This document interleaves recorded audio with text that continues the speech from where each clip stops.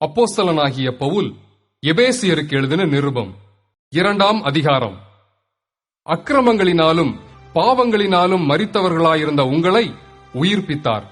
அவைகளில் நீங்கள் முற்காலத்திலே இவ்வுலக வழக்கத்திற்கேற்றபடியாகவும் கீழ்ப்படியாமையின் பிள்ளைகளிடத்தில் இப்பொழுது கிரியை செய்கிற ஆகாயத்து அதிகார பிரபுவாகிய ஆவிக்கேற்றபடியாகவும் நடந்து கொண்டீர்கள்.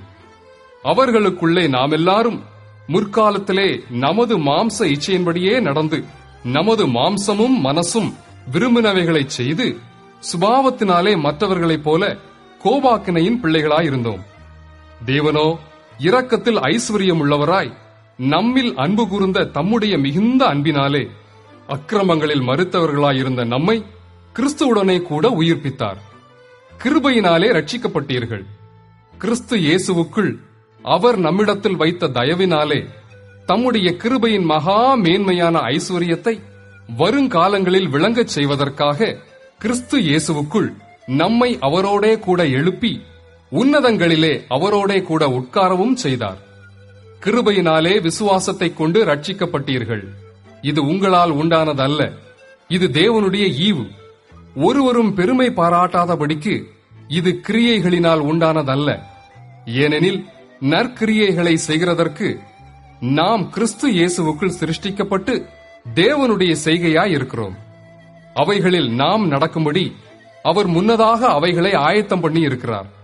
ஆனபடியினால் முன்னே மாம்சத்தின்படி புறஜாதியாராயிருந்து மாம்சத்தில் கையினாலே செய்யப்படுகிற விருத்த சேதனம் உடையவர்களால் விருத்த சேதனம் இல்லாதவர்கள் எண்ணப்பட்ட நீங்கள் அக்காலத்திலே கிறிஸ்துவை சேராதவர்களும் இஸ்ரவேலுடைய காணியாட்சிக்கு புறம்பானவர்களும் வாக்குத்தத்தத்தின் உடன்படிக்கைகளுக்கு அந்நியரும் நம்பிக்கை இல்லாதவர்களும் இவ்வுலகத்தில் தேவனற்றவர்களுமாயிருந்தீர்கள் என்று நினைத்துக் கொள்ளுங்கள். முன்னே தூரமாயிருந்த நீங்கள் இப்பொழுது கிறிஸ்து இயேசுவுக்குள் கிறிஸ்துவின் இரத்தத்தினாலே சமீபமானீர்கள். எப்படியெனில் அவரே நம்முடைய சமாதான காரணராகி இருதரத்தாரையும் ஒன்றாக்கி பகையாக நின்ற பிரிவினையாகிய நடுச்சுவரை தகர்த்து சட்ட திட்டங்களாகிய நியாய பிரமாணத்தை தம்முடைய மாம்சத்தினாலே ஒழித்து இருதரத்தாரையும் தமக்குள்ளாக ஒரே புதிய மனுஷனாக சிருஷ்டித்து இப்படி சமாதானம் பண்ணி பகையை சிலுவையினால் கொன்று அதனாலே இருதரத்தாரையும் ஒரே சரீரமாக தேவனுக்கு ஒப்புரவாக்கினார். அல்லாமலும் அவர் வந்து தூரமாயிருந்த உங்களுக்கும் சமீபமாயிருந்த அவர்களுக்கும் சமாதானத்தை சுவிசேஷமாக அறிவித்தார்.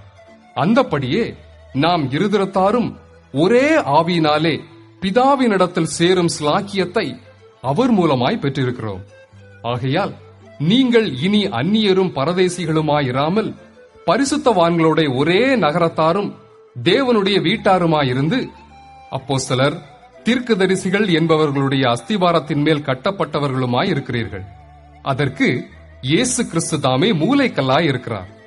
அவர் மேல் மாளிகை முழுவதும் இசைவாய் இணைக்கப்பட்டு கர்த்தருக்குள் பரிசுத்த ஆலயமாக எழும்புகிறது.